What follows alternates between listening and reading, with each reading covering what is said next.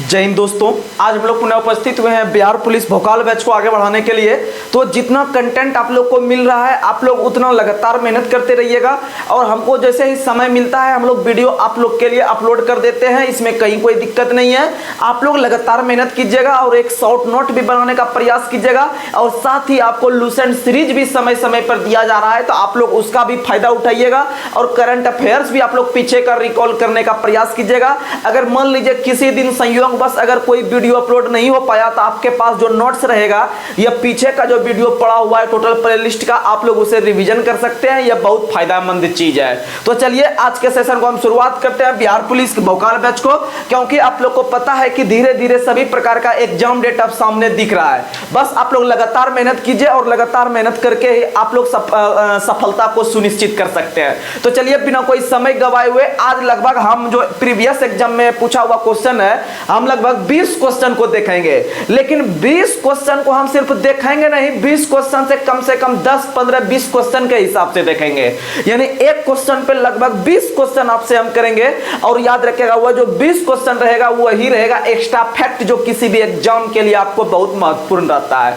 तो लगभग 20 400 से 500 क्वेश्चन ये 1 घंटा के सेशन में हम लोग करने वाले हैं। तो चलिए हमारे साथ आप लोग लगातार बनकर रहिएगा और यह हम आशा करते हैं कि आप लोग को बहुत ही फायदा हो रहा होगा किसी भी एग्जाम के लिए। भले अभी हम बिहार पुलिस को ये टारगेट बैच के रूप में हम पढ़ा रहे हैं, लेकिन आपको बिहार एसएससी में भी फायदा होगा, आपको सीजीएल 4 में भी फायदा होगा, या फिर आपको एसएससी जीडी में फायदा होगा, या फिर आप अगर बैठिएगा group D NTPC RPF SI constable में तो आपको वहां भी फायदा होगा। बस आप लगातार बनकर रहिए और हमारे पढ़ाने का जो तौर तरीका है आप लोग इससे वाकिफ हो गए होंगे कि कितना कंटेंट में पावर है। तो बस आप लोग लगातार बनकर रहिएगा तो हम लोग इसी तरह आगे बढ़ते चलेंगे। तो चलिए आज का सबसे पहले मोटिवेशनल क्वोट आप सबों के लिए मोटिवेशनल क्वोट है, परों को खोल जमाना उड़ान देखता है। परों को खोल जमाना उड़ान देखता है, जमी पर बैठकर क्या आसमान देखता है। तो कहने का मतलब यह है कि जब आप इस एग्जाम के रणभूमि में मैदान में उतर गए हैं वर्दी पहनने के लिए, तो यह आप दृढ़ संकल्प होकर अपने आत्मविश्वास पर हृदय पर दिल रखकर बोलिए कि जब तक हम इस वर्दी को नहीं पहन लेंगे तब तक हम हिम्मत नहीं हारने वाले हैं। और जिंदगी में कोई भी काम में आपको हिम्मत नहीं हारना है। लोग आपको अच्छाई बुराई कहते रहेंगे लेकिन आपको उसका 1% का फर्क नहीं पड़ना चाहिए। जब जिस दिन आपका मंजिल हासिल हो जाएगा पूरी दुनिया आपके पीछे जो है कि लाइन लगा देगी। तो चलिए आपको टेंशन नहीं लेना है, आपके साथ हम हैं और मेरे साथ आप जब आप हैं तो फिर दुनिया का कोई पावर कुछ नहीं कर सकता है। बस आप अपने माता पिता को लेकर आगे चलिए और अपना सपना को पूरा कीजिए और देखिएगा आपको जिंदगी एक दिन देखिएगा कितना मस्त गुजरेगा। तो चलिए आज के सेशन को हम लोग शुरुआत करते हैं। तो आज का जो हम लोग सवाल करेंगे वो बिहार पुलिस अग्नि सेवन परीक्षा जो 2022 में हुआ था, सुनिएगा जो हम चर्चा करने वाले हैं 27/3/2022 को जो फायरमैन में का एग्जाम हुआ था उसका हम लोग प्रश्न आज लगभग 20 प्रश्न देखने वाले हैं और उसका डिटेल जानकारी आप लोगों के लिए हम लोग करेंगे। तो चलिए आज के सेशन में आप लोग लगातार बनकर रहिएगा। तो आज के सेशन में बहुत ही आपको फायदा होने वाला है।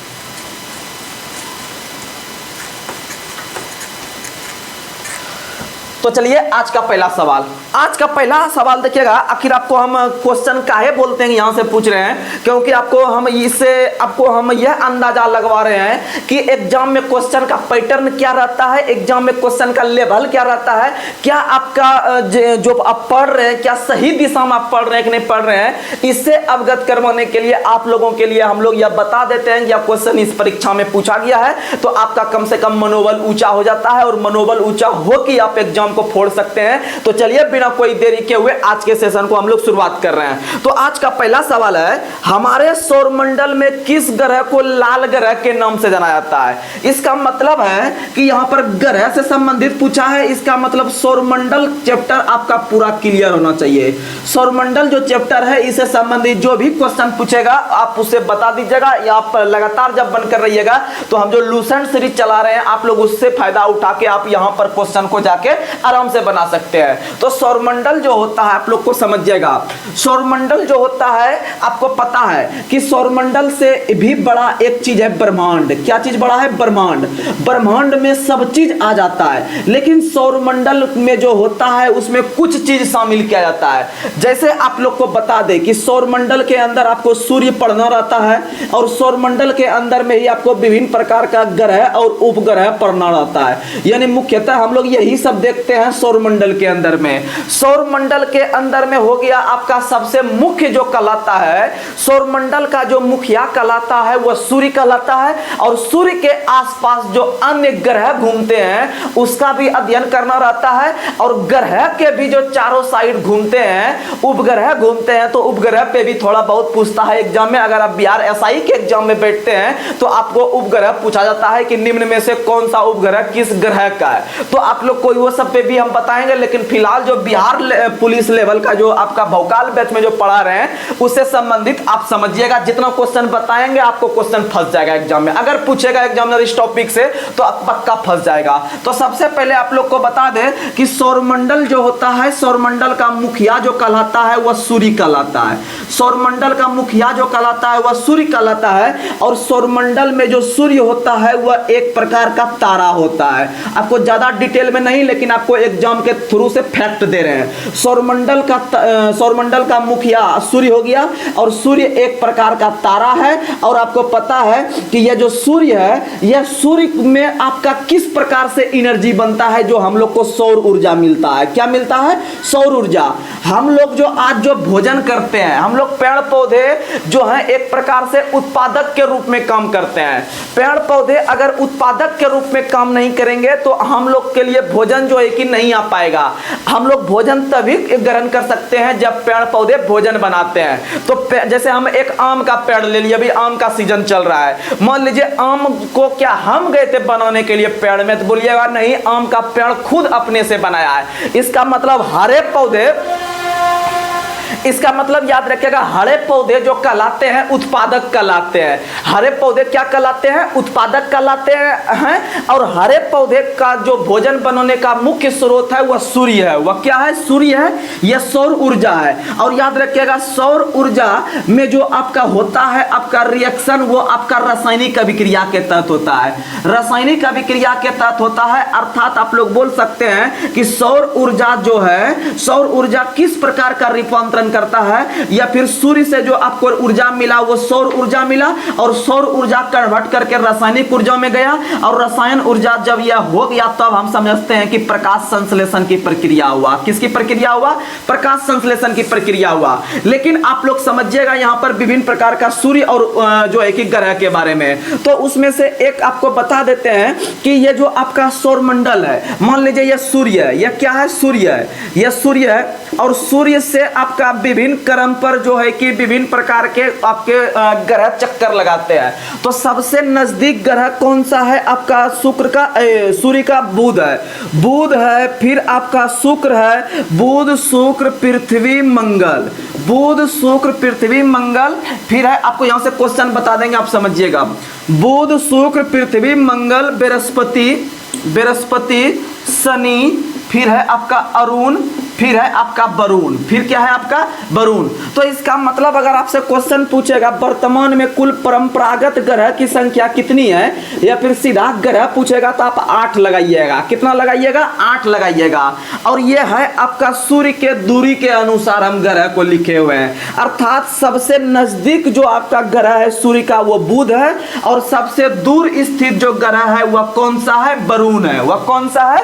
वरुण है। अगर हम बात करते हैं कि हमारा जो पृथ्वी है वह सूर्य के दूरी के अनुसार कितने स्थान पर है, तो आप लोग गिनिए कितना स्थान पे है, बताइएगा। तीसरा स्थान पे है। कितना स्थान पे है? तीसरा स्थान पे है। आप लोग याद रख लीजिएगा, अगर क्वेश्चन पूछेगा कि हमारे पृथ्वी का सूर्य के दूरी के अनुसार क्रम कितना है, तो याद रखिएगा दूरी के अनुसार क्रम तीसरा है हमारे पृथ्वी का। समझ में आ गया? वहीं अगर हम आकार के हिसाब से देखते हैं, अगर हम सभी 8 ग्रह का आकार के हिसाब से क्रम देखते हैं, तो आकार के हिसाब से आप लोग को बता दे, सबसे पहला जो सबसे बड़ा ग्रह होता है वो कौन सा होता है? बृहस्पति होता है। सबसे बड़ा ग्रह बृहस्पति है। उसके बाद बृहस्पति के बाद याद रखिएगा शनि है, बृहस्पति, शनि, फिर है अरुण, फिर है उसके बाद वरुण, उसके बाद फिर है पृथ्वी, उसके बाद फिर याद रख लीजिएगा आपका शुक्र है, फिर याद रख लीजिएगा मंगल है, और लास्ट में आपका बुध है। लास्ट में आपका कौन है? बुध है। यानी आप बता सकते हैं कि आकार के अनुसार जब हम देखते हैं तो सबसे बड़ा ग्रह कौन है? बृहस्पति है। और आकार के अनुसार सबसे छोटा कौन सा है? बुध है। और पृथ्वी का जो आकार है वह देखिएगा 5वां स्थान पे है। कितना स्थान पे है? 5वां स्थान पे है आकार के अनुसार पृथ्वी का क्रम। समझ में आ गया? एक क्वेश्चन आपको यहां से हम बताते हैं, आपको फिर से समझिएगा। यह जो आपका 8 ग्रह है, 8 ग्रह में से जो शुरू का जो पहला 4 ग्रह है, यानी कि सूर्य के दूरी के अनुसार जो आपको 8 ग्रह बताए हैं, 8 ग्रह में जो सो पहला जो आपका 4 ग्रह है, ये 4 ग्रह को हम लोग किस नाम से जानते हैं? तो सुनिएगा, ये 4 ग्रह को हम लोग जो है कि किस नाम से जानते हैं? तो ये चारों ग्रह को हम लोग पार्थिव ग्रह के नाम से जानते हैं। पार्थिव ग्रह के नाम से या फिर आंतरिक ग्रह के नाम से। आंतरिक यानी अंदर में है, अंदर में है, यानी कि वो 8 गो में से 4 गो अंदर का ले लेंगे, 4 गो बाहर का ले लेंगे। तो बाहर वाले भाग को हम लोग क्या कहेंगे? तो बाहर के जो आपके बृहस्पति से लेके जो वरुण तक है, ये चारों ग्रह को हम लोग बृहस्पति ग्रह या फिर बृहस्पति ग्रह या फिर बाह्य ग्रह कहते हैं। क्या कहते हैं? बाह्य ग्रह। तो आपसे क्वेश्चन पूछेगा कि पार्थिव ग्रह या आंतरिक ग्रह की संख्या कितनी है? तो भैया 4 है। 4 में कौन कौन? शुरू का 4 ले लेना है आपको, बुध, शुक्र, पृथ्वी, मंगल। वहीं अगर बात करते हैं कि बाह्य ग्रह की संख्या कितनी है, तो बाह्य ग्रह की संख्या 4 है। तो 4 में से बाह्य को हम लोग बृहस्पति भी कहते हैं, और बृहस्पति से शुरू करके हम लोग वरुण तक चल जाएंगे। कहां तक चल जाएंगे? वरुण तक चल जाएंगे। आप लोग याद रख लीजिएगा। और आप लोग को बता दे कि आकार के अनुसार पूछेगा, सबसे बड़ा तो बृहस्पति है। पृथ्वी का क्रम पूछेगा आकार के अनुसार तो 5वां है। और अगर पूछेगा सबसे छोटा ग्रह कौन सा है, तो बुध है। सबसे छोटा ग्रह कौन सा है? बुध है। आप लोग ये सब क्वेश्चन याद रखिएगा। अगर आपसे क्वेश्चन पूछेगा कि सबसे अधिक घनत्व, सबसे अधिक घनत्व पूछेगा किस ग्रह का है, तो हमारा पृथ्वी का है। सबसे अधिक घनत्व पूछेगा तो पृथ्वी का है। और पूछेगा सबसे कम घनत्व किसका है, तो सबसे कम घनत्व शुक्र का है। किसका है? हाँ, सबसे कम घनत्व शनि का है। सबसे कम घनत्व किसका है? शनि का। सबसे कम घनत्व शनि का है। इसीलिए शनि जो है वह आपका पानी पे तैरने लगता है। पानी पे तैरने वाला एकमात्र ग्रह कौन सा है? शनि है। एकमात्र ग्रह कौन सा है? शनि है। और लेटा हुआ ग्रह किसे कहते हैं? तो लेटा हुआ ग्रह अरुण को कहते हैं। किसको कहते हैं? अरुण को कहते हैं लेटा हुआ ग्रह। आप लोग याद रख लीजिएगा। तो ये सब कंटेंट है, आप लोग याद रखिएगा। उसके बाद हम 2-4 गो ग्रह के बारे में बताते हैं। तो उसमें से याद रखिएगा मंगल। मंगल ग्रह का लाल रंग होता है। मंगल ग्रह का लाल रंग होता है। और मंगल ग्रह को याद रखिएगा कि इसे पृथ्वी के ये सूर्य के पुत्र के नाम से भी जाना जाता है। इसे सूर्य पुत्र के नाम से भी मंगल को जाना जाता है। और मंगल का जो लाल रंग होता है वह आयरन ऑक्साइड के कारण होता है। आयरन ऑक्साइड, आयरन ऑक्साइड के कारण मंगल ग्रह का रंग कैसा होता है? लाल होता है। वहीं अगर बात करते हैं पीला, तो पीला रंग का ग्रह जो है वह बृहस्पति है। पीला रंग का ग्रह कौन है? बृहस्पति है। और बृहस्पति का एक उपग्रह बहुत फेमस है जिसका नाम है ज्ञानीमीड। जितना चीज बताते हैं आप ध्यान से नोट करते चलिएगा और रिवीजन करते चलिएगा, बहुत फायदा होगा एग्जाम में। पीला रंग का ग्रह बृहस्पति है और बृहस्पति का एक उपग्रह ज्ञानीमीड है। और यही ज्ञानीमीड आपका बता दे कि सौरमंडल का सबसे बड़ा उपग्रह, सौरमंडल का सबसे बड़ा ग्रह बोलेगा तो बृहस्पति। और बृहस्पति का ही जो उपग्रह है ज्ञानीमीड, यह सबसे बड़ा उपग्रह है। यह सबसे बड़ा उपग्रह है। वहीं अभी तुरंत ही आपको बता देते हैं कि सौरमंडल का अगर सबसे छोटा उपग्रह पूछेगा, सौरमंडल का अगर सबसे छोटा उपग्रह पूछेगा तो आप लोग मार दीजिएगा डिबोस। क्या मार दीजिएगा? डिबोस। और यह डिबोस जो है यह मंगल का है। किसका उपग्रह है? मंगल का है। डिबोस किसका उपग्रह है? मंगल का है। आप लोग याद रख लीजिएगा। तो यह सब क्वेश्चन आता है। और कुल 8 ग्रह में से 2 ऐसे ग्रह हैं जिनका उपग्रह नहीं है। जिनका उपग्रह नहीं है कौन कौन? तो याद रखिएगा बुध और शुक्र। बुध और शुक्र 2 ऐसे उपग्रह हैं, 2 ऐसे ग्रह हैं जिनके पास कोई भी उपग्रह नहीं है। कोई भी उपग्रह नहीं है। अगर हम बात करते हैं कि ये सभी 8 जो ग्रह है इनके घूमने का क्रम क्या है, पूरब से पश्चिम घूमता है या पश्चिम से पूरब घूमता है, तो आप लोग को बताते हैं कि आप लोग शुरू से समझिएगा, मेरा बात आराम से समझ में आएगा, कभी गलती नहीं होगा। नहीं तो कभी पूरब से पश्चिम मारिएगा, नहीं तो कभी पश्चिम से पूरब मारिएगा। समझ में आ गया? तो सुनिएगा। अगर हम बात करते हैं पूर्व दिशा में, तो पूर्व दिशा में ही सूर्य निकलता है। सूर्य किस दिशा में निकलता है? तो सूर्य जो निकलता है पूर्व दिशा में। जब सूर्य पूर्व दिशा में निकलता है, आप लोग को सबको पता है पूरब सूर्य किस दिशा में उगती है? तो पूरब दिशा में उगती है। लेकिन आप लोग को बता दे कि जब यह पूरब दिशा में निकली तो पूरब से लेकर अपनी पश्चिम के तरफ चलेगी, पश्चिम के तरफ चलेगी। यानी सूर्य जो घूमती है, यानी याद रखिएगा सूर्य जो घूमती है पूरब से लेकर पश्चिम, पूरब से लेकर पश्चिम। इसका जस्ट उल्टा कर देना है सभी प्रकार के ग्रह। सभी प्रकार के जो ग्रह घूमते हैं वो पश्चिम से लेकर पूर्व दिशा में घूमते हैं। यानी आपका यहीं से कॉन्सेप्ट क्लियर हो जाएगा। यानी सबसे पहले सूर्य को माइंड में लाइएगा। सूर्य पूरब में उगता है। जब सूर्य पूरब में उगने लगा तो इसका मतलब पूरब से पश्चिम में घूमेगा सूर्य। उसके बाद अगर बात करते हैं सब ग्रह का, उसके बाद अगर हम बात करते हैं सभी प्रकार के ग्रह का, तो सभी प्रकार के ग्रह आपके पश्चिम से लेके पूरब, यानी इसका जस्ट उल्टा कर देंगे। लेकिन आप लोग को बता दें दो ऐसे ग्रह हैं जो कि आपके जो है कि सभी प्रकार के ग्रह के घूमने के विपरीत क्रम में घूमता है। यानी दो ग्रह कौन कौन से हैं? तो आप लोग याद रख लीजिएगा, एक आपके शुक्र है, एक आपके कौन है? शुक्र है, और दूसरा अरुण है। दूसरा कौन है? अरुण है। शुक्र और अरुण एक ऐसे आपके दो ऐसे ग्रह है जो कि आपके उल्टा घूमते हैं, अर्थात ये सूर्य के दिशा में घूमते हैं, जैसे सूर्य घूमता है।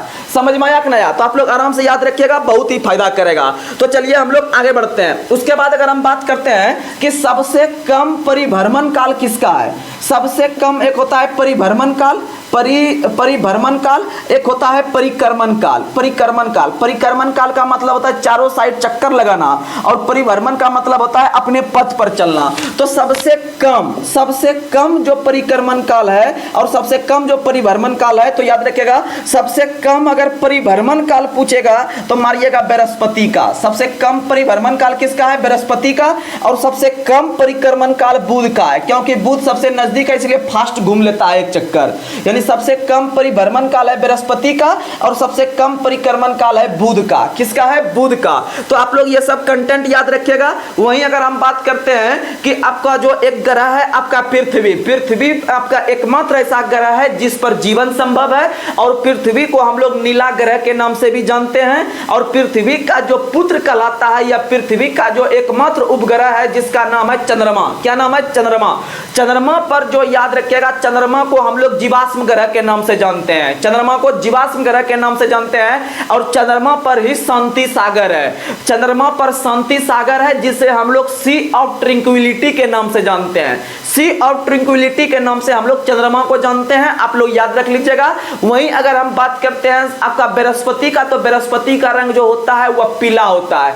वहीं अगर शुक्र का बात करते हैं तो शुक्र जो है आप लोग देख पा रहे होंगे यहाँ पर अभी तुरंत फिर से हम लिख देते हैं एक बार। सबसे पहले आता है बुध, शुक्र, पृथ्वी, मंगल। बुध, शुक्र, पृथ्वी, मंगल। आपको यह क्रम याद रखना ही पड़ेगा पूरा 8। बुध, शुक्र, पृथ्वी, मंगल, बृहस्पति, शनि, अरुण, वरुण। तो याद रखिएगा ये जो हमारा पृथ्वी है, क्वेश्चन पूछेगा कि पृथ्वी किन दो ग्रह के बीच में है, तो याद रखिएगा शुक्र और मंगल के बीच में। ऐसा क्वेश्चन पूछता है कि शुक्र और मंगल, पृथ्वी जो है वह किन दो ग्रह के बीच है, तो याद रखिएगा शुक्र और मंगल के बीच है। और पृथ्वी के जुड़वा बहन के रूप में हम लोग शुक्र को जानते हैं। पृथ्वी के जुड़वा बहन के नाम लोग शुक्र को जानते हैं, और पृथ्वी के भगनी के नाम से भी हम शुक्र को जानते हैं। और शुक्र को हम लोग भोर का तारा के नाम से भी जानते हैं। और शुक्र जो है वह सबसे गर्म ग्रह भी है, और शुक्र जो है वह सबसे चमकीला ग्रह भी है। सबसे चमकीला ग्रह बोलेगा तो क्या मारेंगे? शुक्र। सबसे गर्म बोलेगा तो शुक्र मारेंगे। भोर का तारा भी शुक्र को मारेंगे। और याद रखिएगा रोमन के देवता के नाम पर जो पड़ा है किस ग्रह का नाम, तो रोमन के देवता के नाम पर शुक्र का नाम पड़ा है। किसका नाम पड़ा है? शुक्र का नाम पड़ा है। याद रखिएगा शुक्र के पास एक भी उपग्रह नहीं है। तो चलिए हम लोग, ये हो गया आपका पहला नंबर क्वेश्चन, लगभग आपको हम क्लियर कर दिए। वहीं अगर हम बुध का बात करते हैं तो बुध ग्रह जो है, याद रखिएगा बुध ग्रह के बारे में बता देते हैं। बुध ग्रह जो है यह बुध ग्रह पे सबसे अधिक तापांतर होता है। बुध ग्रह पे सबसे अधिक तापांतर होता है। तापांतर कहने का मतलब है कि यहाँ पर सबसे कम तापमान होता है और यहीं पर आपका सबसे अधिक तापमान होता है। सबसे अधिक तापमान अर्थात सबसे अधिक गर्मी यहीं पर होता है और सबसे अधिक ठंडा यहीं पर होता है। यानी कि इसका तापमान सबसे अधिक माइनस में भी जाता है और सबसे अधिक प्लस में भी जाता है। अर्थात तापांतर यानी मान लीजिए कि इधर आपका चल जाएगा -250 चल चल जाएगा, इधर मान लीजिए कि v माइनस प्लस 250 चल जाएगा, तो बताइए तापांतर कितना हो गया, 500 डिग्री सेल्सियस का नहीं हो गया। इसी को तापांतर कहा जाता है, इसी को क्या कहा जाता है, तापांतर। तो सबसे अधिक तापांतर वाला जो ग्रह है वह बुध है, या फिर आप बोल सकते हैं कि यहाँ पर आपका रात सबसे अधिक ठंडा होता है। सबसे अधिक रात क्या होता है, ठंडा। जैसे हम लोग बिहार से संबंध रखते हैं तो आप लोग को पता है कि बिहार का सबसे गर्म जिला भी गया है और बिहार का सबसे ठंडा जिला भी गया है कि नहीं। तो उसी तरह से आपका अगर 8 ग्रह में से देखिएगा तो 8 ग्रह में से सबसे अगर बोलेगा ठंडा ग्रह कौन है तो बुध मारेंगे, और 8 ग्रह में से याद रखिएगा सबसे गर्म ग्रह कौन है तो बुध मारेंगे। अर्थात सबसे अधिक तापांतर वाला जो ग्रह है वह कौन सा है, बुध है। और बुध का सबसे मुख्य लक्षण क्या है कि बुध के पास चुंबकीय क्षेत्र है। बुध के पास क्या है, चुंबकीय क्षेत्र है। बुध के पास चुंबकीय क्षेत्र है, याद रखिएगा। क्वेश्चन पूछता है कि कौन से ग्रह का आपका सबसे विशिष्ट लक्षण चुंबकीय क्षेत्र है, तो याद रखिएगा बुध के पास। किसके पास, बुध के पास। बहुत अच्छा क्वेश्चन है। तो ये हम पहला क्वेश्चन पर डिस्कस किए। अब चलिए हम लोग चलते हैं अपने दूसरे प्रश्न पर। चलिए हम लोग अपने दूसरे प्रश्न की तरफ चलते हैं। तो दूसरा प्रश्न जो है याद रखिएगा, आपको अधिक से अधिक हम 20 क्वेश्चन करवाएंगे, उसमें आप टेंशन नहीं लीजिएगा। 20 क्वेश्चन में आपको बहुत सारा क्वेश्चन हम बता देंगे। तो दूसरा प्रश्न है, उच्चतम न्यायालय के मुख्य न्यायाधीश को उसके पद से कौन हटाता है। उच्चतम न्यायालय के मुख्य न्यायाधीश या फिर अन्य न्यायाधीश को उसके पद से कौन हटाता है, तो समझिएगा यहाँ पर इसका मतलब जो क्वेश्चन आया है वो सुप्रीम कोर्ट से रिलेटेड आया है। सुप्रीम कोर्ट से रिलेटेड आया है तो मेरा यह कर्तव्य बनता है कि सुप्रीम कोर्ट से संबंधित जो भी प्रश्न आए मतलब आने का जो टारगेट है या फिर आने का जो संभावना रहता है वो क्वेश्चन आप लोगों के बीच हम रखें। तो सुनिएगा, सुप्रीम कोर्ट का अगर देखते हैं, पहले समझिएगा, सुप्रीम कोर्ट का इतिहास अंग्रेज जमाने से ही रहा है, बहुत दिन पहले से ही रहा है। अर्थात समझिएगा कि सुप्रीम कोर्ट का स्थापना 1773 के रेगुलेटिंग एक्ट के तहत ही पहली बार कलकत्ता शहर में इसका स्थापना किया गया था। और कलकत्ता में इसका स्थापना किया गया था 1773 अधिनियम के तहत, लेकिन किया गया था 74 में। कब किया गया था, 74 में। और कलकत्ता में जब इसका स्थापना किया जा रहा था, इसमें एक मुख्य न्यायाधीश बने थे और 3 अन्य न्यायाधीश बने थे। एक जो मुख्य न्यायाधीश बने थे वो बने थे सर इलीजा इम्पे। सर इलीजा इम्पे इसके मुख्य न्यायाधीश बने थे, समझिएगा। और अन्य जो बने थे वो बने थे लिमेस्टर, चैम्बर्स, हाइड। लेम्बर्स, चिमेस्टर और हाइड, ये तीनों बने थे आपके अन्य न्यायाधीश। समझ में आ गया। ये पहली बार सुप्रीम कोर्ट का स्थापना भारत में कलकत्ता में वारन हेस्टिंग के समय में किया गया था, 1773 रेगुलेटिंग एक्ट के समय 1774 में। लेकिन आगे चलकर आप लोग को बता दें कि आगे चलकर एक अधिनियम आता है 1935 का अधिनियम। तो 1935 के अधिनियम के तहत ही याद रखिएगा 1937 ईस्वी में 1935 अधिनियम के तहत 1937 ईस्वी में पहली बार संघ न्यायालय का स्थापना किया गया। संघ न्यायालय का स्थापना किया गया और आगे चलकर यही संघ न्यायालय को जो है कि कन्वर्ट करके या मॉडिफाई करके समझिएगा कि 28 जनवरी जो बोल रहे हैं वो डेट याद रख लीजिएगा। 28 जनवरी 1950 को भारत के प्रथम सुप्रीम कोर्ट का स्थापना किया गया। स्वतंत्र भारत का पहले सुप्रीम कोर्ट का स्थापना 28 जनवरी 1950 को किया गया। अर्थात आप याद रखिएगा जिस दिन हमारा संविधान लागू हुआ था ना, उसके 2 दिन के बाद सुप्रीम कोर्ट का भी उद्घाटन इंडिया के अंदर में हो गया था। और यह परिवर्तित रूप किसका था, तो यह परिवर्तित रूप था आपका संघ न्यायालय का। किसका था, संघ न्यायालय का यह परिवर्तित रूप था। आप लोग याद रखने का प्रयास कीजिएगा। उसके बाद अगर हम बात करते हैं कि यह जो सुप्रीम कोर्ट जो बना था, यह सुप्रीम कोर्ट में 1950 के समय जब स्थापना हुआ था तो इसमें न्यायाधीश की संख्या कितनी थी, तो आप लोग को बता दें कि हमारा जो मूल सर्वोच्च न्यायालय बना था सुप्रीम कोर्ट 1950 में, उसमें न्यायाधीश की संख्या 8 थी। कितनी थी, 8 थी न्यायाधीश की संख्या। और जैसे जैसे वर्कलोड बढ़ते गया तो न्यायाधीश की संख्या में भी बढ़ोतरी होते चल गया। और हमेशा जो रहेगा एक मुख्य रहेगा, बाद बाकी जितना रहेगा, अन्य रहेगा। जैसे पहला में आपका जब स्थापना किया जा रहा था इस समय तो 8 था, लेकिन 8 में एक आपका मुख्य था और 7 अन्य था। 7 क्या था? अन्य था, आप लोग याद रखिएगा। उसके बाद अगर हम बात करते हैं आपका कि 8 से बढ़कर कितना हुआ, तो 8 से बढ़कर 11 हुआ, 11 से बढ़कर 14 हुआ, और फिर 14 से बढ़कर आपका 18 हुआ, 18 से बढ़कर फिर 26 हुआ, फिर 26 से बढ़कर आपका 31 हुआ, और 31 से बढ़कर अभी तक चल रहा है 34। कितना चल रहा है? 34। यानी अगर आपसे क्वेश्चन पूछेगा कि प्रारंभ के समय में सुप्रीम कोर्ट में न्यायाधीश की कुल संख्या कितनी थी भैया, तो 8 थी। वर्तमान में कितनी है? 34 है। और 34 में से आप बता सकते हैं कि एक मुख्य है और 33 अन्य है। जो एक मुख्य है वह डी.वाई. चंद्रचूड़ है, वह डी.वाई. कौन है?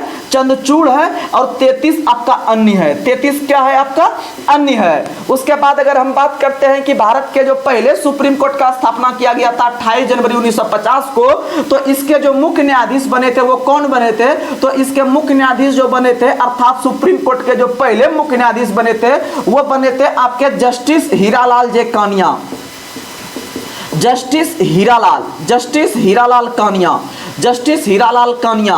और आगे चलकर बता दे कि अभी जो बने हैं डी.वाई. चंद्रचूड़, ये 50वें नंबर के हैं। कितने नंबर के हैं? 50वें नंबर के हैं, आप लोग याद रख लीजिएगा। और अभी तक कोई भी महिला मुख्य न्यायाधीश सुप्रीम कोर्ट के अंदर नहीं बना है, अभी तक नहीं बनी है एक भी। और आप लोग को बता दे कि ये जो आपका सुप्रीम कोर्ट है, ये सुप्रीम कोर्ट में आपके आजादी के बाद जन्म लेने वाले, आजादी के बाद जन्म लेने वाले और सुप्रीम कोर्ट के मुख्य न्यायाधीश बन गए, उसका नाम है आपका सरोज होमी कपाड़िया। क्या नाम है? सरोज होमी कपाड़िया। सरोज होमी कपाड़िया, सरोज होमी कपाड़िया पहले ऐसे व्यक्ति बने हैं जो आजाद भारत में जन्म हुए हैं और भारत के सुप्रीम कोर्ट के मुख्य न्यायाधीश बन गए, यानी सीजेआई बन गए। कौन बन गए? सीजेआई। यानी ये जो आपको बताए, ये हम आपका भारत के अंदर में सुप्रीम कोर्ट का जो है कि आपको बेसिक स्ट्रक्चर बताए, यानी एक ऐतिहासिक रूप बताए। लेकिन अब सुप्रीम कोर्ट के अंदर में जो न्यायाधीश वगैरह होते हैं उसकी नियुक्ति कौन करते हैं, उनका जो है कि कितना आयु सीमा रहता है, या फिर उसको कितना वेतन मिलता है, तो ये सब फैक्ट जो रहता है उस फैक्ट पे हम बात करने का प्रयास करते हैं। तो आप लोग समझने का प्रयास कीजिएगा, तो सुनिएगा। तो भारत के अंदर में जो सुप्रीम कोर्ट है, यह सुप्रीम कोर्ट एक प्रकार का संवैधानिक निकाय है। कैसा निकाय है? संवैधानिक निकाय। सुप्रीम कोर्ट एक प्रकार का आपका संवैधानिक निकाय है। संवैधानिक निकाय कहने का मतलब है कि इसकी चर्चा कहीं ना कहीं हमारे संविधान के किसी ना किसी अनुच्छेद में देखने के लिए मिलता है। तो हम लोग पढ़ते हैं बार बार कि भारतीय संविधान में कुल 22 भाग है, 22 भाग में से एक भाग है भाग 5। कौन सा भाग है? भाग 5। कुल 22 भाग में से सबसे बड़ा भाग जो है ना वह भाग 5 ही है। सबसे बड़ा भाग भाग 5 है, और सबसे छोटा भाग जो है वह भाग 2 है। आप लोग समझिएगा, सबसे बड़ा भाग जो भाग 5 है, यह भाग 5 के अंतर्गत एक आपको अनुच्छेद बता देते हैं। अनुच्छेद आपका जो है कि 124, अनुच्छेद 124 से लेके अनुच्छेद 147 तक, अनुच्छेद 124 से लेके अनुच्छेद 147 तक आपका सुप्रीम कोर्ट का जो है कि संबंध में चर्चा मिलती है। और भारत के अंदर में जो अनुच्छेद 124 है, यही अनुच्छेद कहता है कि भारत के लिए एक सुप्रीम कोर्ट का स्थापना किया जाएगा, सुप्रीम कोर्ट का स्थापना किया जाएगा। अगर आपसे क्वेश्चन पूछेगा कि सुप्रीम कोर्ट का स्थापना किस अनुच्छेद के तहत किया गया है, तो आप लोग बताइएगा अनुच्छेद 124 के तहत। किसके तहत? अनुच्छेद 124 के तहत। वहीं अनुच्छेद 124 के क्लाउज 2, अनुच्छेद 124 का क्लाउज 2 कहता है कि सुप्रीम कोर्ट के अंदर में जो न्यायाधीश की नियुक्ति होगी, सुप्रीम कोर्ट के अंदर में जो न्यायाधीश की नियुक्ति होगी वह कोलेजियम व्यवस्था के तहत होगी। किस व्यवस्था के तहत होगी? कोलेजियम। और कोलेजियम में जो है कि 5 वरिष्ठ न्यायाधीश बैठते हैं, 5 वरिष्ठ न्यायाधीश बैठते हैं, और उसके सामने जाके राष्ट्रपति जो है कि सभी प्रकार के न्यायाधीश का जिसका इसका नियुक्ति करना रहता है वह कर देते हैं, भारत के राष्ट्रपति कर देते हैं। यानी कि भारत के अंदर में सुप्रीम कोर्ट में चाहे वो मुख्य न्यायाधीश पूछे या अन्य न्यायाधीश पूछे, सभी की नियुक्ति जो करते हैं वह राष्ट्रपति करते हैं, और राष्ट्रपति जो करते हैं वह कोलेजियम विधि से करते हैं। किस विधि से करते हैं? कोलेजियम विधि से। ये हो गया 124 का 2। उसके बाद अगर बात करते हैं 125, तो अनुच्छेद 125 के तहत याद रखिएगा आपको सभी प्रकार के न्यायाधीश को, सभी प्रकार के न्यायाधीश को वेतन भत्ता देने का प्रावधान किया गया है, वेतन भत्ता देने का व्यवस्था है। वहीं अगर हम 126 का बात करते हैं तो कार्यकारी मुख्य न्यायाधीश, कार्यकारी मुख्य न्यायाधीश, कार्यकारी मुख्य न्यायाधीश की नियुक्ति जो करते हैं वो भारत के राष्ट्रपति करते हैं। जो भी न्यायाधीश आएगा सबका मानेंगे नियुक्ति राष्ट्रपति करते हैं 126 के तहत। लेकिन 127 अनुच्छेद बहुत इंपॉर्टेंट है, तदर्थ न्यायाधीश। अगर क्वेश्चन पूछेगा तदर्थ न्यायाधीश की नियुक्ति कौन करते हैं, तो तदर्थ न्यायाधीश की नियुक्ति जो करते हैं वह याद रखिएगा आपका भारत के राष्ट्रपति करते हैं अनुच्छेद 127 के तहत। यह क्वेश्चन पूछेगा। तदर्थ न्यायाधीश को ही हम लोग इंग्लिश में कह देते हैं एड हॉक जस्टिस या फिर एड हॉक न्यायाधीश। एड हॉक यानी कि एड हॉक न्यायाधीश या तदर्थ न्यायाधीश की नियुक्ति भारत के राष्ट्रपति अनुच्छेद 127 के तहत करते हैं। और याद रखिएगा ये जो तदर्थ न्यायाधीश होता है वो क्या होता है, आप लोग एक बार समझ लीजिएगा। मान लीजिए कि जैसे आप लोकसभा का बैठक होता है या राज्यसभा का बैठक होता है या विधानसभा का बैठक होता है या फिर विधान परिषद का बैठक होता है, ये सब जितना भी बैठक होता है इनके बैठक का शुरुआत करने के लिए कोरम या गणपूर्ति होता है। कोरम या गणपूर्ति की आवश्यकता होती है जो कुल भाग का 1/10 होता है। होता कि नहीं होता है? होता है 1/10। यानी कि ये सभी के बैठक का शुरुआत करने के लिए गणपूर्ति की आवश्यकता होती है, यानी कम से कम सदस्यों की आवश्यकता होती है। उसे हम लोग कोरम या गणपूर्ति कहते हैं, जिसे 1/10 के रूप में देखते हैं। जैसे आप लोग को पता है कि वर्तमान में लोकसभा सीट 543 है। लोकसभा का शुरुआत होने के लिए 543 का 1/10 निकालेंगे तो आता है 54.3, अर्थात इसको हम लोग 55 मान के बैठक का शुरुआत कर सकते हैं। तो इसलिए डायरेक्ट भी क्वेश्चन पूछा जाता है कि लोकसभा का बैठक शुरुआत करने के लिए कम से कम कितने सदस्य का होना आवश्यक है, तो 55 सदस्य। कितना सदस्य? 55 सदस्य। तो उसी तरह से समझिएगा कि भारत के अंदर में जो वर्तमान का जो सुप्रीम कोर्ट है उसमें कुल न्यायाधीश की संख्या कितना है? 34 है। और इसमें भी आपका जो तदर्थ न्यायाधीश होता है इसके लिए भी कोरम 1/10 होता है। 1 कितना होता है? 10 होता है। तो इसका जब यानी कि 34 का जब 1/10 निकालिएगा तो 3.4 आएगा। कितना आएगा? 3.4, अर्थात इसको आप 4 मान लीजिएगा। कितना मान लीजिएगा? 4। यानी कम से कम अनुच्छेद 127 कहता है कि कम से कम कोरम जो पूरा होगा वह तदर्थ न्यायाधीश के रूप में जो होगा वह आपका कम से कम वर्तमान में 4 होना चाहिए। कितना होना चाहिए? 4।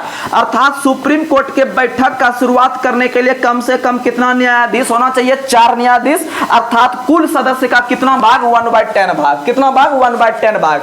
शायद आप इसको समझ लिए होंगे। तो चलिए हम लोग धीरे धीरे आगे बढ़ते हैं। आप अगला अनुच्छेद जो इसे इंपोर्टेंट आता है आप वो भी समझ लीजिएगा। इसके बाद एक अनुच्छेद आता है आपका अनुच्छेद 128।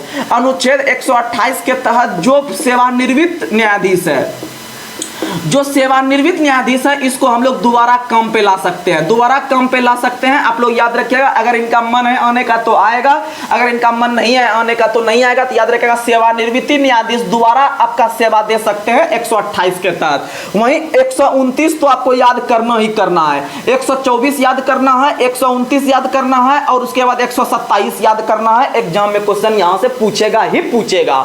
तो सुनिएगा 129 कहता है सुप्रीम कोर्ट एक अभिलेख न्यायालय है। सुप्रीम कोर्ट एक अभिलेख न्यायालय है 129 के तहत, याद रख लीजिएगा। वहीं इससे संबंधित एक अनुच्छेद और इंपॉर्टेंट है, अनुच्छेद 137। अनुच्छेद 137 है आपका जो है कि पुनर्विचार के लिए कोई भी चीज जो है कि सुप्रीम कोर्ट उस पर विचार कर सकती है, यानी वैसा चीज जिसपे कि वो डिसीजन सुना चुका है और उस पर पुनः विचार कर सकता है, अनुच्छेद 137 के तहत। वहीं अनुच्छेद 143 VVI है, ये याद कर लीजिएगा, ये याद कर लीजिएगा, इधर से ये दोनों याद कर लीजिएगा। एग्जाम में क्वेश्चन सुप्रीम कोर्ट से अनुच्छेद पूछेगा तो आप मार दीजिएगा, इतना गारंटी है। तो अनुच्छेद 143 के तहत सुप्रीम कोर्ट एक प्रकार का सलाहकारी, एक प्रकार का आपका सलाहकारी जो है कि सलाहकारी कोर्ट के रूप में काम करता है। सलाहकारी कोर्ट के रूप में काम करने का मतलब क्या है कि जब राष्ट्रपति जो है, जब राष्ट्रपति जब प्रश्न पूछेगा, राष्ट्रपति जब कोई प्रश्न पूछेगा सुप्रीम कोर्ट से तो वह जो है कि सुप्रीम कोर्ट को बताना पड़ेगा। वह सुप्रीम कोर्ट को क्या करना पड़ेगा? बताना पड़ेगा। लेकिन जब सुप्रीम कोर्ट ने इनको जब बताएगा तो यह राष्ट्रपति मानने के लिए उस चीज को बाध्य नहीं है, राष्ट्रपति मानने के लिए बाध्य नहीं है। तो क्वेश्चन पूछेगा कि राष्ट्रपति किसी विशेष प्रश्न पर सुप्रीम कोर्ट से प्रश्न पूछ सकते हैं या उसका जवाब मांग सकते हैं, अर्थात सलाहकारी कोर्ट के रूप में सुप्रीम कोर्ट रहता है। किस अनुच्छेद के तहत? अनुच्छेद 143 के तहत। 1 नंबर VVI क्वेश्चन, जितना टिक लगाए हैं याद कर लीजिएगा, अगर क्वेश्चन पूछेगा तो यहीं फंसेगा। उसके बाद सुप्रीम कोर्ट देने के लिए बाध्य है, लेकिन राष्ट्रपति उस चीज को मानने के लिए बाध्य नहीं है। और ऐसे प्रश्न जो पूछते हैं सिर्फ प्रारंभिक क्षेत्राधिकार से पूछते हैं। कहां से पूछते हैं? प्रारंभिक क्षेत्राधिकार से पूछते हैं, यानी कि राज्यों से संबंधित जो मामला होता है वो सब चीज पूछा जाता है। लेकिन आप लोग यहीं तक रहिएगा, आप लोग का एग्जाम में क्वेश्चन बन जाएगा, कहीं कोई दिक्कत नहीं आएगा। और आप लोग को बता दे कि सुप्रीम कोर्ट में जो न्यायाधीश होते हैं, सुप्रीम कोर्ट में जो न्यायाधीश होते हैं, इनकी नियुक्ति कोलेजियम विधि के द्वारा करते कौन है? राष्ट्रपति करते हैं। करते कौन है? राष्ट्रपति करते हैं। लेकिन इनको जो हटा सकते हैं, न्यायाधीश को जो हटाने की विधि है, हटाने की विधि महाभियोग विधि है। कौन सी विधि है? महाभियोग। सुनिएगा, महाभियोग प्रक्रिया जो है वह स्पेशल भारत में राष्ट्रपति के लिए लाया गया है। किन के लिए लाया गया है? राष्ट्रपति के लिए। लेकिन राष्ट्रपति को जिस महाभियोग विधि में जो विधि विधान अपनाते हैं, वही विधि विधान हम लोग अपनाते हैं न्यायाधीश को हटाने में। इसीलिए हम लोग बोलने के क्रम में, बोलचाल के भाषा में हम लोग महाभियोग प्रक्रिया भी बोल सकते हैं, या इसी को हम लोग जो है कि बोल सकते हैं कि आपका दोनों सदन मिलकर जो है कि किसी भी न्यायाधीश को हटा सकते हैं। लेकिन याद रखिएगा, अभी तक में सुप्रीम कोर्ट के द्वारा, सुप्रीम कोर्ट के न्यायाधीश पर, अभी तक याद रखिएगा, सुप्रीम कोर्ट के न्यायाधीश पर आप लोग को बता दे, अभी तक में सुप्रीम कोर्ट के न्यायाधीश पर एकमात्र व्यक्ति, अभी तक सुप्रीम कोर्ट के अंतर्गत याद रखिएगा एकमात्र व्यक्ति जो है कि इस पे इस तरह का महाभियोग प्रक्रिया लगाया गया था, लेकिन वह पास नहीं हो पाया था। तो याद रखिएगा, उसका नाम था वीर रामास्वामी। क्या नाम था? वीर रामास्वामी। लेकिन यह पास नहीं हो पाया था। आप लोग याद रखिएगा, शायद 1993 का यह सब घटना था, तो यह पास नहीं हो पाया था। लेकिन याद रखिएगा कि सुप्रीम कोर्ट के जो न्यायाधीश को हटाते हैं वो महाभियोग प्रक्रिया के तहत ही हटाते हैं, लेकिन इसका कोई उल्लेख है ही नहीं। भले हम लोग इसको अपना लेते हैं, लेकिन इसका स्पेशल महाभियोग वो राष्ट्रपति के लिए आया है। किसके लिए आया है? राष्ट्रपति के लिए आया है। तो आप लोग यह सब चीज याद रख लीजिएगा। तो चलिए हम लोग धीरे धीरे यह प्रक्रिया जो है कि एक बार 1933 ईस्वी में आया था वीर रामास्वामी पर, लेकिन वो पास नहीं हो पाया था। तो आप लोग याद रख लीजिएगा। तो चलिए हम लोग धीरे धीरे आगे बढ़ते हैं, और अगला जो आपको कंटेंट है वो कंटेंट के रूप में आप लोग को बता देते हैं। एक अनुच्छेद 130 भी बता देते हैं, बहुत इंपॉर्टेंट है। अनुच्छेद 130 है सुप्रीम कोर्ट का स्थान। सुप्रीम कोर्ट का स्थान के बारे में बताता है। ऐसे सिंपली देखा जाता है कि सुप्रीम कोर्ट का जो मुख्यालय है वह दिल्ली में है। सुप्रीम कोर्ट का जो हेडक्वार्टर है, या सुप्रीम कोर्ट है ही कहां, तो बोलिएगा दिल्ली में है। लेकिन भारत के राष्ट्रपति अगर भारत के राष्ट्रपति चाहे तो दिल्ली के अलावा और भी भारत के किसी भी कोना में जाके सुप्रीम कोर्ट का बैठक हो सकता है, लेकिन वह करवाने का पावर किसके पास है? राष्ट्रपति के पास। और याद रखिएगा, अब तक याद रखिएगा अब तक दो शहर में सुप्रीम कोर्ट की बैठक हो चुका है दिल्ली के बाहर में। एक याद रखिएगा श्रीनगर में हुआ है, और एक याद रखिएगा हैदराबाद में हुआ है। कहां में हुआ है? हैदराबाद में हुआ है। तो आप लोग इतना याद रखिएगा तो एग्जाम में क्वेश्चन बन जाएगा। तो चलिए हम लोग अगले क्वेश्चन पर जो है कि हम लोग प्रस्थान करते हैं। तो चलिए हम लोग अगले सवाल पर चलते हैं। तो अगला सवाल है कि एल नीनो शब्द एक क्या है? El Nino. एक होता है एल नीनो, एक होता है ला नीनो। सुनिएगा, एक होता है एल नीनो, एक होता है ला नीनो। दोनों की उत्पत्ति जो होती है वह पेरू तट पर होती है। किस तट पर होती है? पेरू तट पर। यह सब महासागर का चीज है। यह एक प्रकार से जलधारा वगैरह आप बोल सकते हैं। यानी आप लोग सुनते होंगे महासागर में आपका एक गर्म जलधारा होता है, एक ठंडी जलधारा होती है। जैसे आप लोग को पता है, आप लोग बताते होंगे जो है कि आपका पेरू की जलधारा, या फिर हम्बोल्ट की जलधारा, या क्यूरोसियो की जलधारा। तो यह सब जलधारा है। उसी तरह का एक आपका जलधारा के रूप में बोल सकते हैं, या किसी जगह का मौसम बदलने के लिए बोल सकते हैं एल नीनो या ला नीनो होता है, जिसकी उत्पत्ति समुद्र में होती है, लेकिन पेरू तट के पास होती है। कहां पर होती है? पेरू तट के पास होती है। तो एल नीनो और ला नीनो कोई बड़ी चीज नहीं है। यह दोनों शब्द की जो उत्पत्ति हुई है, क्वेश्चन पूछा गया है किस शब्द से, याद रखिएगा स्पेनिश शब्द है। कौन सा शब्द है? स्पेनिश शब्द। यह ज्योग्राफी का भाषा है, और यह जो है कि महासागर से संबंधित है, जो विभिन्न प्रकार का जलधारा उत्पन्न होती है। और याद रखिएगा ला नीनो के कारण जो है कि वर्षा देखने के लिए मिलती है। क्वेश्चन पूछेगा कि निम्न में से किसके कारण वर्षा होती है? याद रखिएगा ला नीनो, यानी कि वर्षा लाता है वर्षा। भैया कौन? तो ला नीनो। कौन लाता है? ला नीनो। याद रखिएगा ला नीनो वर्षा लाता है। और भारत के मानसून को जो प्रभावित करता है वह एल नीनो प्रभावित करता है। भारतीय मानसून को जो प्रभावित करता है भारतीय मानसून को जो प्रभावित करता है वह कौन करता है, तो एल नीनो प्रभावित करता है। कौन प्रभावित करता है, एल नीनो। वहीं इसी तरह से एक दो ज्योग्राफी का शब्द है जो बार बार एग्जाम में पूछता है कि यह किस भाषा से लिया गया है, तो आप लोग समझिएगा। जैसे एक आपका भाषा है आपका कौन सा, सुनामी। सुनामी भाषा जो लिया गया है वह आपका जापानी भाषा से, किस भाषा से, जापानी, यानी सुनामी शब्द जो है वह जापानी भाषा से है। वहीं एक आपका शब्द है कौन सा, मानसून शब्द। मानसून बहुत फेमस है, मानसून शब्द अरबी भाषा से है, किस भाषा से है, अरबी भाषा से। तो ये सब क्वेश्चन एग्जाम में आता है, आप लोग उतना टेंशन नहीं लीजिएगा, आप लोग को ज्योग्राफी भी अच्छा से करवा देंगे, बस आप लोग लगातार बनकर रहिएगा। तो चलिए हम लोग आगे बढ़ते हैं।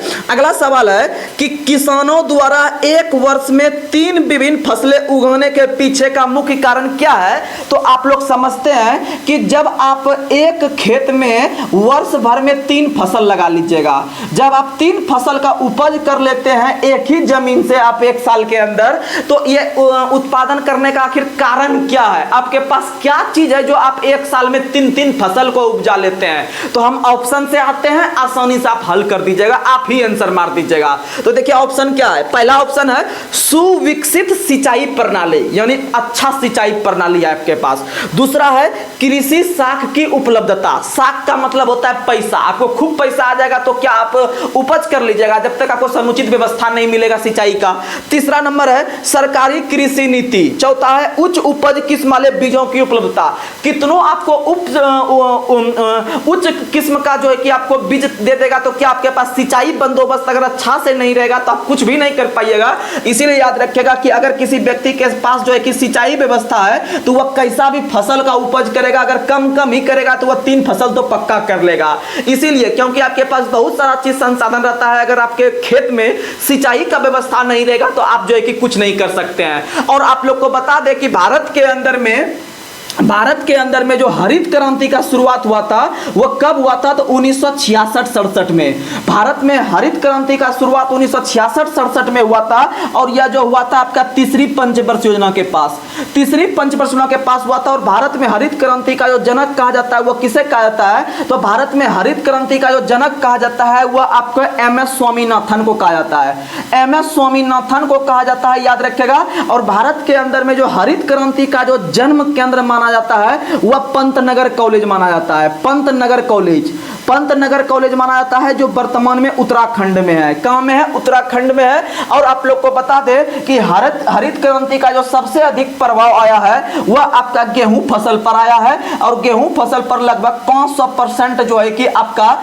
उत्पादन में बढ़ोतरी हुआ है। आप लोग को समझ में आ गया। और हरित क्रांति पर जो बता दे आपको कि गेहूं का किस्म जो बनाया गया था वो किस देश में, तो गेहूं का किस्म बनाया गया था मैक्सिको में। कहां में बनाया गया था, मैक्सिको में बनाया गया था। वहीं याद रखिएगा चावल का जो आपको बीज जो तैयार किया गया था आपका हरित क्रांति में, वह कहां में तैयार किया गया था, याद रखिएगा फिलीपींस में। कहां में, फिलीपींस में। आप लोग को पता है फिलीपींस की राजधानी मनीला है, फिलीपींस की राजधानी कहां है, मनीला। और मनीला में ही याद रखिएगा कि आपका अंतरराष्ट्रीय चावल अनुसंधान संस्थान है।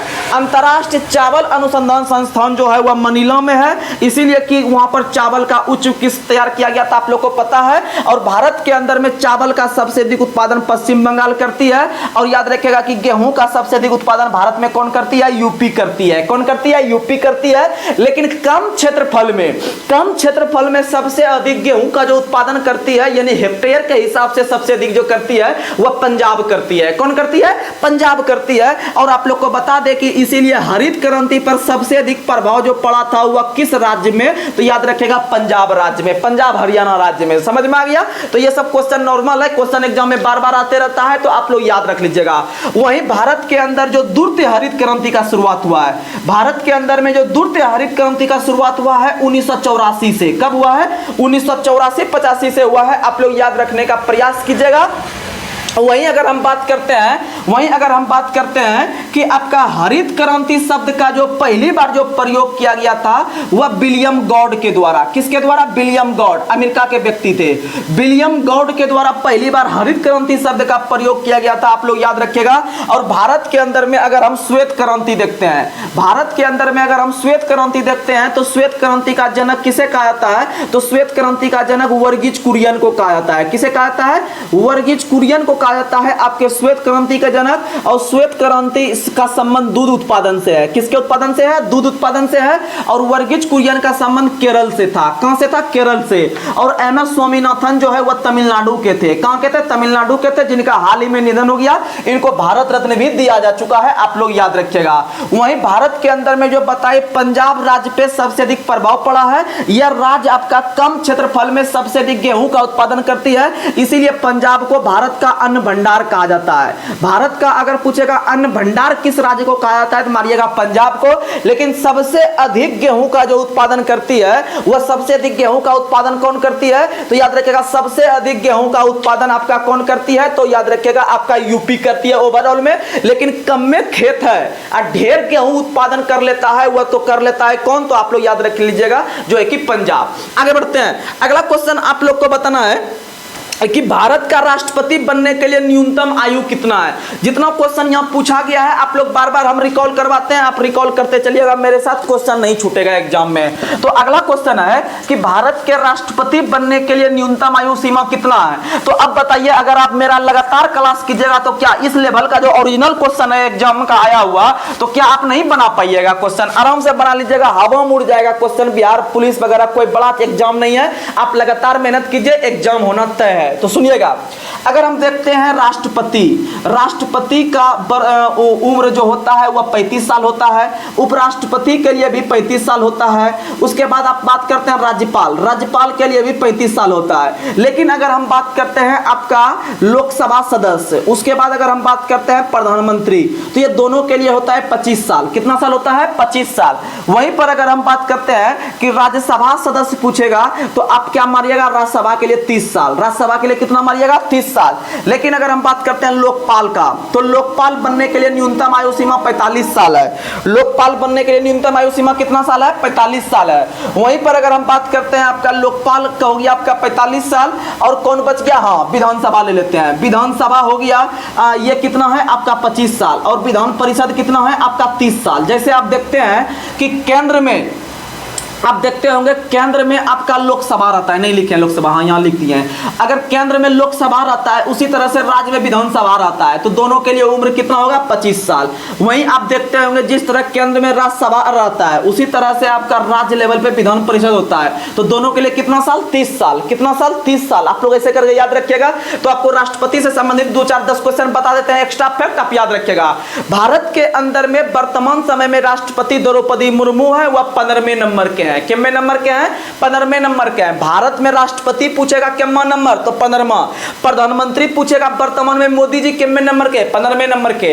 अगर क्वेश्चन पूछेगा उपराष्ट्रपति कितना, तो उपराष्ट्रपति उससे एक पहले है, 14 नंबर का। कितना नंबर का? 14वें नंबर का। वहीं बात करते हैं कि भारत के अंदर में पहली महिला राष्ट्रपति कौन बनी है, यह क्वेश्चन भी यहां पर दिया गया है। भारत के अंदर में पहली महिला राष्ट्रपति द्रौपदी प्रतिभा पाटिल बनी है, और भारत के अंदर में दूसरी महिला जो बनी है वह कौन बनी है? तो द्रौपदी मुर्मू बनी है। और पहली आदिवासी महिला भी राष्ट्रपति कौन बनी है? तो वह द्रौपदी मुर्मू बनी है। और इनका संबंध याद रखिएगा उड़ीसा के क्योंझोर लोकसभा से है। उड़ीसा के क्योंझोर से है, याद रखिएगा। वहां पर एक गांव है बैदापोसी गांव, वहीं से उनका जन्म हुआ था। वहीं पर अगर बात करते हैं कि यह राष्ट्रपति बनने से पहले किस राज्य के राज्यपाल के रूप में काम कर रहे थे, तो याद रखिएगा आप लोग झारखंड मारिएगा। क्या मारिएगा? झारखंड मारिएगा, आप लोग याद रखिएगा। और भारत के पहले राष्ट्रपति जो बने थे वो राजेंद्र प्रसाद बने थे। कौन बने थे? राजेंद्र प्रसाद बने थे, आप लोग याद रख लीजिएगा। तो चलिए हम लोग राष्ट्रपति से संबंधित और भी जो आगे क्वेश्चन बनता है, जो महत्वपूर्ण क्वेश्चन है राष्ट्रपति से, हम लोग डायरेक्ट उसे आप लोग को बोल देते हैं, आप लोग याद रख लीजिएगा। अगर आपसे क्वेश्चन पूछेगा कि राष्ट्रपति का चुनाव पहली बार कब हुआ था, तो राष्ट्रपति का चुनाव विधिवत पहली बार 1951-52 में हुआ है, 1951-52 में। लेकिन भारत के अंदर में जो पहले राष्ट्रपति बने थे डॉक्टर राजेंद्र प्रसाद, वो कब बने थे आपको लोग को पता है? वो पहली बार आपके संविधान सभा की जो अंतिम बैठक हुई थी, अर्थात 24 जनवरी 1950 को जो हुआ था, उसी दिन जो है कि डॉक्टर राजेंद्र प्रसाद को भारत के प्रथम राष्ट्रपति के रूप में कार्यभार दे दिया गया था। उसके बाद अगर क्वेश्चन हम आपसे पूछते हैं कि भारत के अंदर में राष्ट्रपति के रूप में सबसे लंबा कार्यकाल किसका रहा है, तो सबसे लंबा कार्यकाल रहा है डॉक्टर राजेंद्र प्रसाद का ही, याद रखिएगा। लगभग 12 वर्ष तक रहा है, लगभग 12 वर्ष तक। उसके बाद अगर हम बात करते हैं कि भारत के अंदर में सबसे छोटा कार्यकाल किस राष्ट्रपति का रहा है, तो सबसे छोटा कार्यकाल याद रखिएगा आप लोग बीबी गिरी का रहा है। किसका रहा है? है बीबी गिरी का। बीबी गिरी का कार्यकाल लगभग जो रहा है लगभग 2 साल तक। कितना साल तक? 2 साल तक। 1967 से लेकर 69 तक रहा है, लगभग 2 साल तक। उसके बाद अगर हम बात करते हैं भारत के अंदर में एकमात्र राष्ट्रपति जो निर्विरोध चुने गए हैं, तो निर्विरोध चुने जाने वाले राष्ट्रपति कौन है? तो नीलम संजीव रेड्डी है, याद रख लीजिएगा। आगे बढ़ते हैं, अगला क्वेश्चन, नीलम संजीव रेड्डी राष्ट्रपति का चुनाव लड़ने से पहले, नीलम संजीव रेड्डी राष्ट्रपति का चुनाव लड़ने से पहले किस पद पर थे? तो याद रखिएगा राष्ट्रपति का चुनाव नीलम संजीव रेड्डी अपने जीवन काल में 2 बार लड़े हैं, और दोनों बार लड़ने के से पहले वो जो थे वो आपके लोकसभा अध्यक्ष के रूप में थे। समझ में आ गया? और याद रखिएगा वही नीलम संजीव रेड्डी सबसे कम मत से हारा है। सबसे कम मत से जो हारा है वह नीलम संजीव रेड्डी ही हारा है। और वह किससे हारा था? तो याद रखिएगा वह बीबी गिरी से हारा था। किससे हारा था? बीबी गिरी से हारा था। तो आप यहां 2 क्वेश्चन याद कर सकते हैं कि अगर क्वेश्चन पूछेगा कि सबसे कम मत से हारा कौन था, तो नीलम संजीव रेड्डी, और सबसे कम मत से जीता कौन था, तो वह मारिएगा बीबी गिरी, क्योंकि वो उसी दोनों में टक्कर था। आगे बढ़ते हैं, अगला क्वेश्चन, और बीबी गिरी जो थे वो उसका संबंध राजनीति से कहीं नहीं था, उनका संबंध था AITUC से थे। उनका संबंध किससे था? AITUC यानी all India trade union Congress, यही से इसका संबंध था। याद रखिएगा क्वेश्चन पूछता है कि कौन सा राष्ट्रपति का संबंध किसी राजनीतिक पार्टी से नहीं था, तो याद रखिएगा अर्थात वह निर्दलीय राष्ट्रपति था। कैसा राष्ट्रपति था? निर्दलीय। अगर क्वेश्चन पूछेगा निर्दलीय राष्ट्रपति भारत के एकमात्र कौन है, तो याद रखिएगा बीबी गिरी है। लेकिन क्वेश्चन पूछेगा कि निर्विरोध राष्ट्रपति कौन है भारत के एकमात्र, तो निर्विरोध राष्ट्रपति जो है वह याद रखिएगा आपके कौन है? तो अभी तुरंत बताए थे आपको नीलम संजीव रेड्डी, नीलम संजीव रेड्डी। और इसी दोनों में टक्कर हुआ था, तो बीबी गिरी जो है कि वह जीत गए थे, लेकिन जीते थे सबसे कम वोट से। और सबसे कम वोट से जब ये जीते थे तो सबसे कम वोट से हारे कौन होंगे अभी तक? तो याद रखिएगा ये हारे थे आपके नीलम संजीव रेड्डी। और याद रखिएगा कि ये जो बीबी गिरी थे ये इसका संबंध निर्दलीय से था, किसी दल से नहीं था। इसका संबंध था किससे? तो AITUC से था, अर्थात जो है कि all India trade union Congress. और याद रखिएगा बीबी गिरी जो थे वह भारत के 4थे नंबर के राष्ट्रपति हुए हैं। कितने नंबर के राष्ट्रपति हुए हैं? 4थे नंबर के। और आप लोग को ट्रिक दे देते हैं, एक क्वेश्चन पूछता है कि भारत के राष्ट्रपति का क्रम, भारत के राष्ट्रपति का क्रम कौन कौन सा है, यानी पहले राष्ट्रपति कौन हुए हैं, दूसरे राष्ट्रपति कौन हुए हैं, तीसरे कौन हुए हैं। तो समझिएगा, आपको ट्रिक देते हैं, याद रखिएगा, रासजा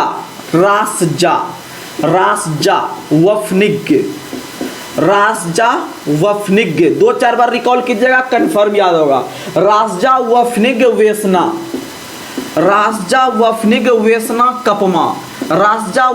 वेसना कपमा। देख कितना हो गया? 3 4 7 7 3 10 10 3 हो गया आपका 13 राष्ट्रपति क्लियर हो गया। अभी 15वां चलिए रहा है, तो बीच में एक प्रणब मुखर्जी ले लेंगे, मेरा कम बन जाएगा 14-15 तक। तो देखिएगा पहला रो से हो जाएगा राजेंद्र प्रसाद, 100 से हो जाएगा सर्वपल्ली राधाकृष्णन, जो से हो जाएगा जाकिर हुसैन, फिर वो से हो जाएगा बीबी गिरी, फिर फ से हो जाएगा फखरुद्दीन अली अहमद, और फखरुद्दीन अली के बाद नी से हो जाएगा नीलम संजीव रेड्डी, और गौ से हो जाएगा ज्ञानी जैल सिंह, और वे से हो जाएगा वेंकट रमन, फिर 100 से हो जाएगा शंकर दयाल शर्मा, फिर ना से हो जाएगा RK नारायण, फिर उसके बाद फिर आपका हो जाएगा क से हो जाएगा कलाम यानी कि डॉक्टर APJ अब्दुल कलाम, फिर प से आपका क्या हो जाएगा, तो प से प्रतिभा पाटिल, फिर मो से हो जाएगा प्रणब मुखर्जी, और इसके बाद जो आपके बने थे प्रणब मुखर्जी के बाद आपका कौन बने थे, तो देखिएगा 1 2 3 4 5 6 7 8 9 10 11 12 13, और प्रणब मुखर्जी के बाद बने थे आपके रामनाथ कोविंद। आप लोग को पता होगा 14वें राष्ट्रपति रामनाथ कोविंद,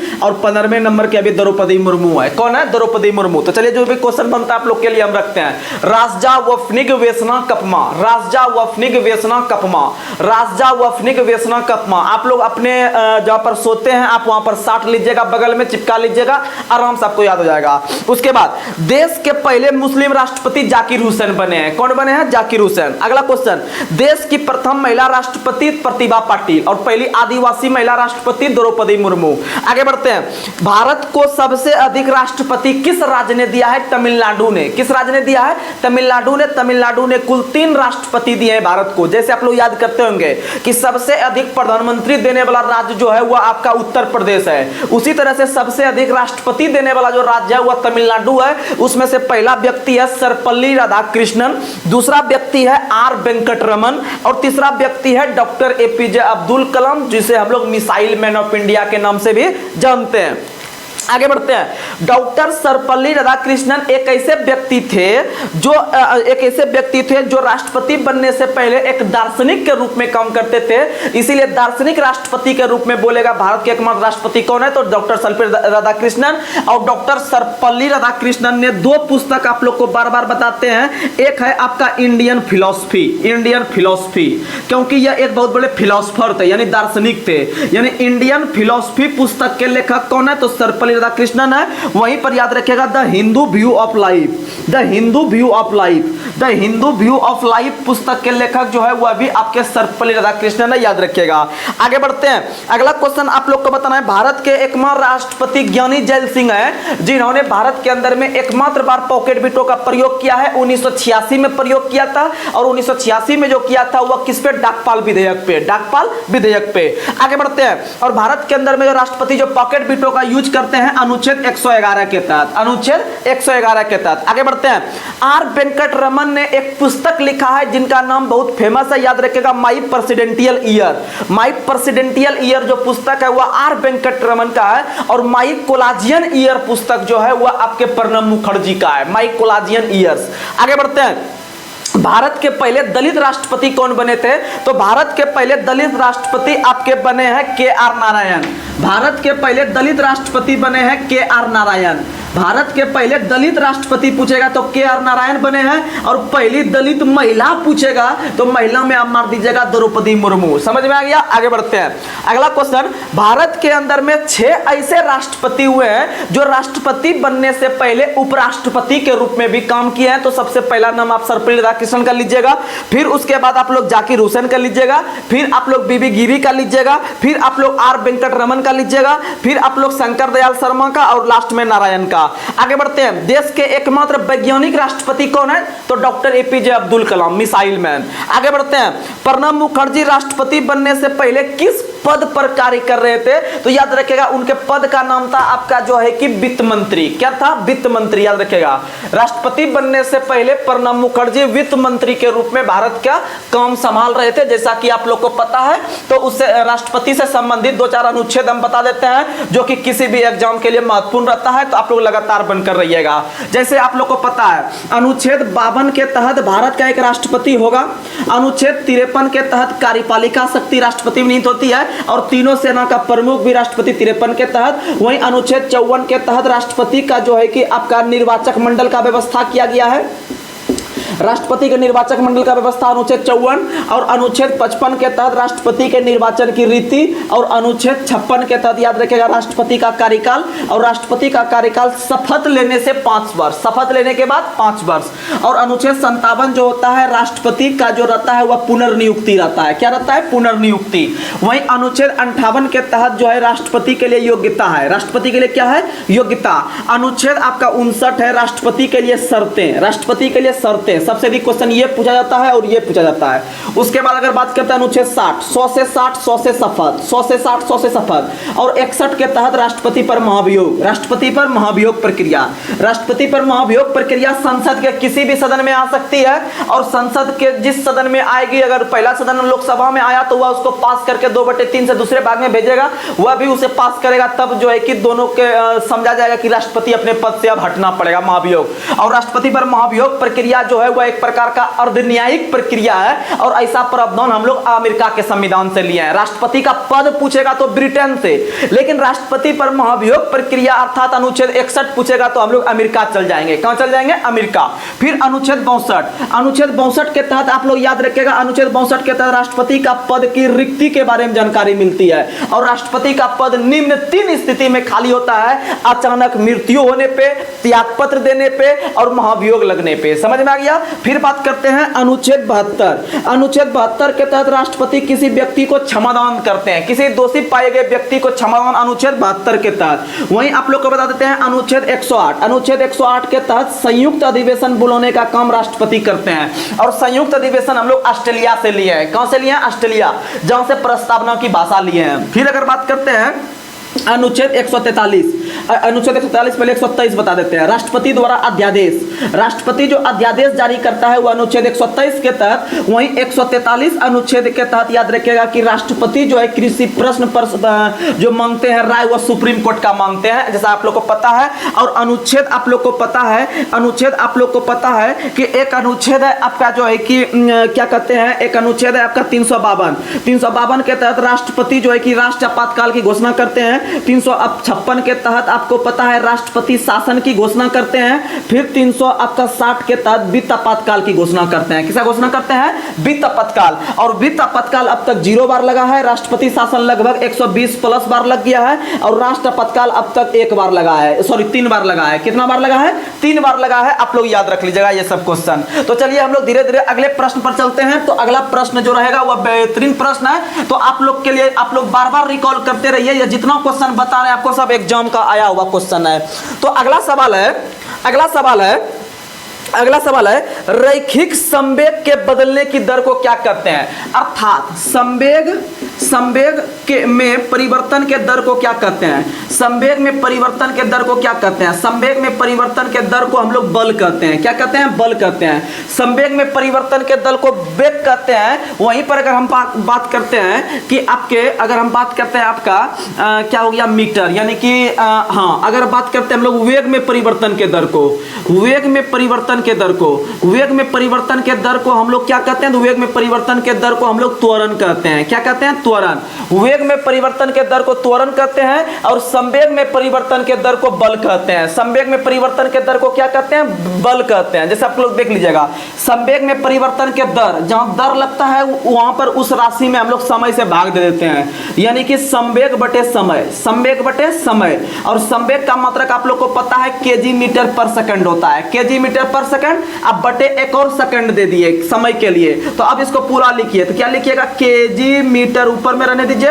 ये देखिएगा आपको बटे सेकंड ऊपर वाला है, तो यहां पर आपको सेकंड दे दिए, यहां पर भी सेकंड दे दिए, यानी ये हो गया आपका केजी मीटर पर सेकंड स्क्वायर। ये जो हो गया ये बल के बराबर होता है। किसके बराबर होता है? बल के बराबर होता है। क्योंकि नहीं तो आप चेक कर लीजिए, एक होता है F बराबर ma। क्या होता है? F बराबर ma होता है। सुनिएगा, F बराबर ma होता है। तो m का मतलब हो गया kg, और फिर a का मतलब हो गया मीटर पर सेकंड स्क्वायर। तो देखिए kg मीटर पर सेकंड स्क्वायर, kg मीटर पर सेकंड स्क्वायर, क्या ये बल के बराबर पूरा कि नहीं पूरा? संवेग में परिवर्तन, तो बोलिएगा पूर गया। तो संवेग में परिवर्तन, अगर क्वेश्चन सीधा पूछेगा कि संवेग में परिवर्तन को क्या कहा जाता है, तो संवेग में परिवर्तन को आवेग कहा जाता है। संवेग में परिवर्तन को आवेग, लेकिन अगर दर लगा देगा तो आप बल मारना पड़ेगा आपको। क्या मारना पड़ेगा? बल मारना पड़ेगा। लेकिन अगर पूछेगा आवेग का मात्रक क्या होता है, तो आवेग का मात्रक होता है न्यूटन सेकंड। आवेग का मात्रक क्या होता है? न्यूटन सेकंड होता है। और संवेग का होता है केजी मीटर प्रति सेकंड। और याद रखिएगा त्वरण का मात्रक होता है मीटर पर सेकंड स्क्वायर, और वेग का मात्रक होता है आपका सिर्फ मीटर पर सेकंड। इसमें भी देखिए दर लगाए, तो इसमें भी वो समय से भाग देंगे, तो ये हो गया मीटर पर सेकंड स्क्वायर। ये सब चीज आपको समझना पड़ेगा। तो चलिए आज के सेशन को हम लोग यहीं पर समाप्त कर रहे हैं। तब तक के लिए जय हिंद, जय भारत, जय बिहार पुलिस।